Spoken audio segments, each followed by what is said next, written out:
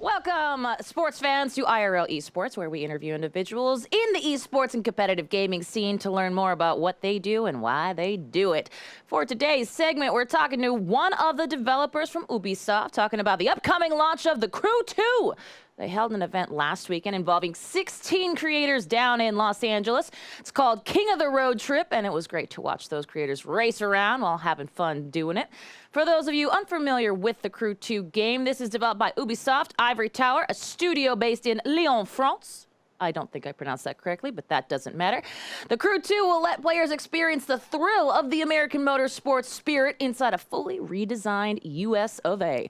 The game's playground pushes physical boundaries to let driving and open world fans test their skills with a Z, solo or with friends, in nonstop competition and exploration. And to help us talk all about it, please welcome Stephane, producer on The Crew 2. Stephane, welcome to the West Coast of the United States.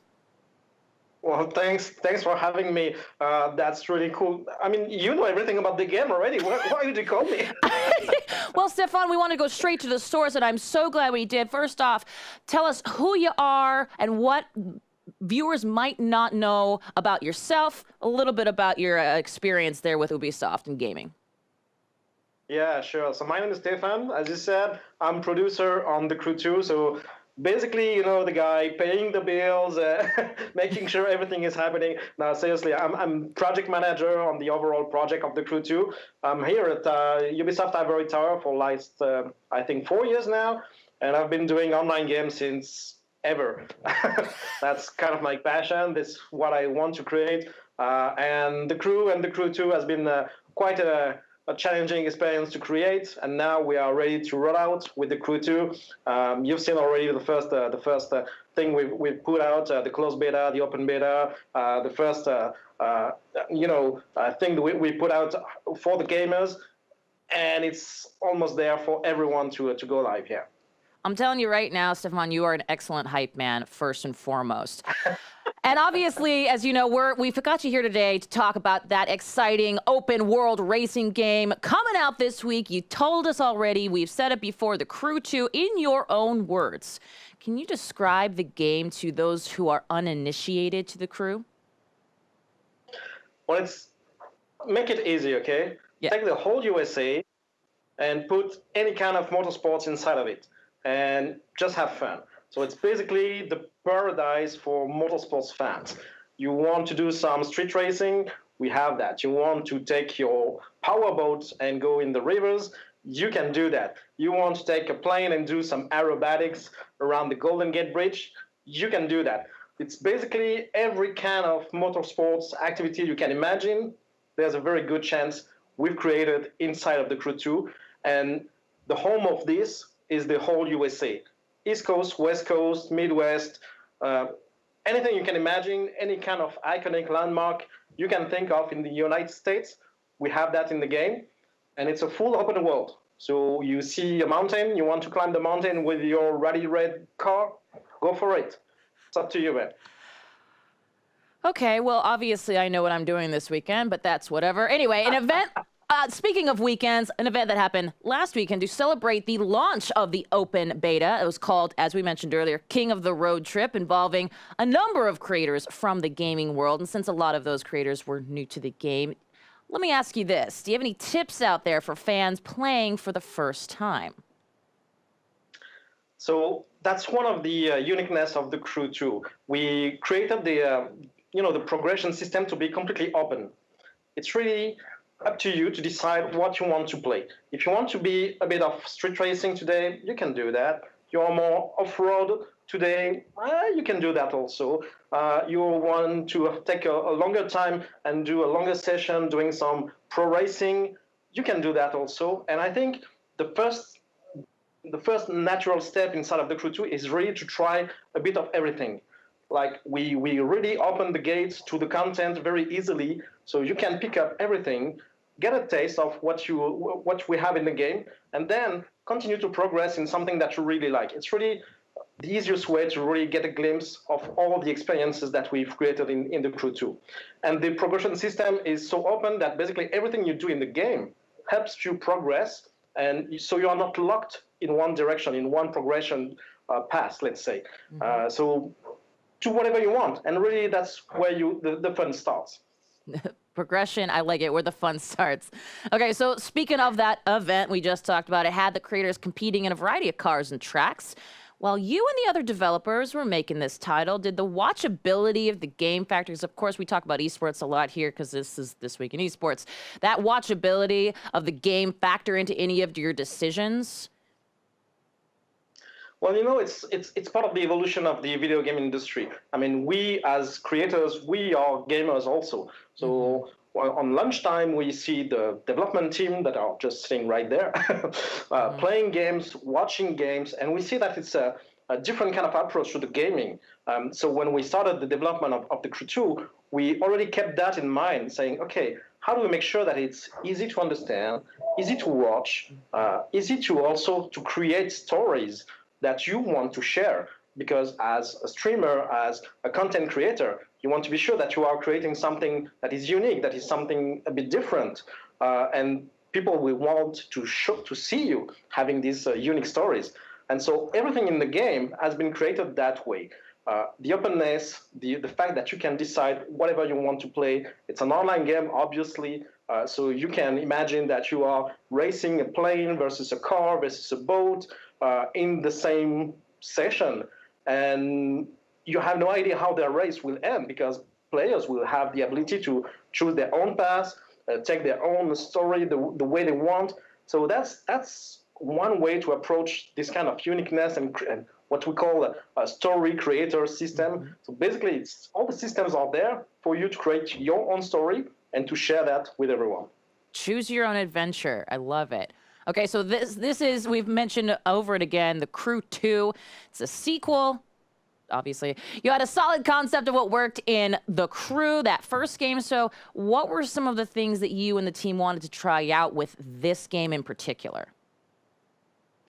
So, you know, we've been very, very happy and successful with the Crew 1. We reached more than 14 million of players with the first game. So it's a huge, we're really humbled by this kind of success. And that's a lot of feedback that you get from the players.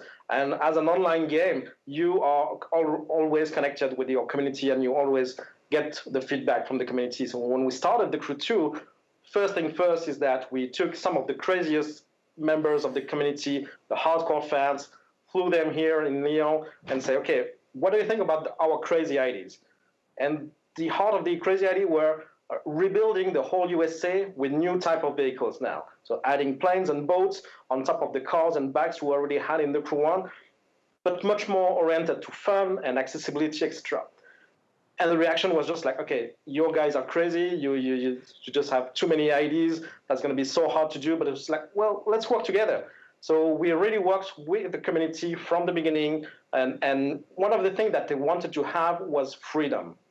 The Crew 1 was proposing a lot of content and a lot of a huge playground, but a bit locked behind the story, behind the progression, and some piece of the, let's say, the most interesting content were really far in terms of progression, and you had to play for hours before getting to this.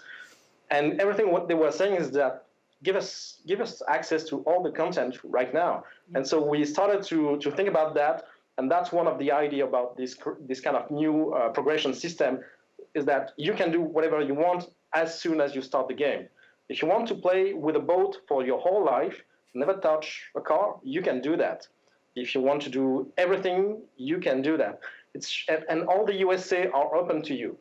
You want to take your car and start to do a road trip after 5 minutes inside of the game? Have fun. It's there. It's for you. And so all that feedback was very important. We did a lot of play test sessions to be sure that we were going on the right track, build after build, iteration after iteration.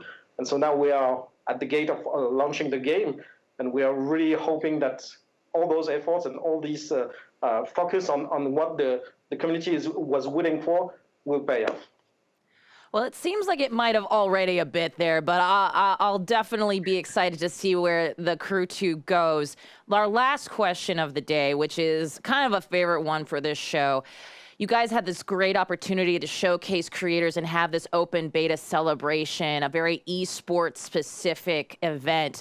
Would you tell people who might not understand esports or perhaps are skeptical about the idea of watching or viewing, spectating this kind of a game, why a LAN event or a competitive gaming scene is why you're into it? I mean, it's not. There's a good reason why it's called esports. The word sports inside of it is really very essential. I mean, it's exactly the same DNA as watching sport. Like right now, it's the World Cup. We're all cheering up for our national teams, and I'm the one cheering up for France and whatnot. And everything that we find in sports, we find that also in esports. And it's so much easier at one point to get in contact with the the players, with the athletes that we find in esports, compared to maybe more traditional sports where you see guys having careers like you cannot even dream to get into.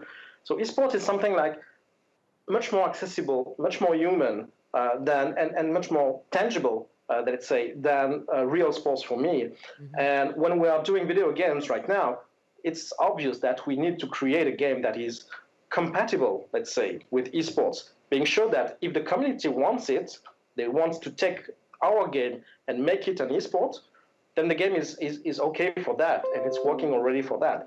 We're not trying to push it as hard as we can to make it esports ready on day one. That's not the way it works in esports. Players will make it or not an esport game, and we'll be there for them to support the game and make it evolve if the community goes in that direction. Well, from one community member to another, I appreciate your focus and prioritization of the community. Thank you again, Stephane, for being here on our show this morning, your afternoon. Last question, do you have any special shout outs, anything else you want to say to the fine, lovely viewers watching? Well, we really want to thank the community during the open beta we just had. That was tremendous success. Our servers were stressed, but they hold on. That was really cool. So now we are ready to get to the next level with the release happening on the 29th. So for you, it's tomorrow. For Japan and Australia, it's actually right now. So we are launching the game now, and we are just hoping that the community will keep on supporting us and loving the game that we do here in sunny Lyon in France, because we are passionate about that, and we want to transmit and to send all that passion to our players. So we're just thankful for the support we had so far. Well, Stephane, thank you very much once again for joining us today, and a huge congratulations on that upcoming game launch. You have a fabulous rest of your day. Thank you. Hey guys, my name is Peter. We're at the Porsche Driving Experience. I'm going to be taking around a GT3 for a few laps and see how it's done. Good. Feel all that space out there? Oh yeah, I did. Look down the straightaway. Gotcha. Pull yourself towards it. Full throttle, full throttle, full throttle. Hit the brake. Coming off so early. I'm so nervous on this one. This is like the hardest one, I think, of the day. Well, I mean, we're about to go 2 laps right now and take me around, try to scare the shit out of me. We're gonna have some fun.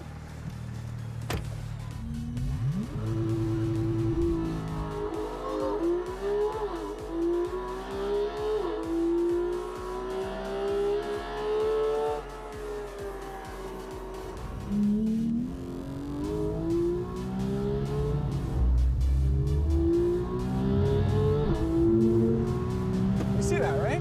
That was a lot of fun, man. We went sideways, had a blast. Man's good, I'll tell you that right now. Thank you so much. You're welcome. Thank you, guys.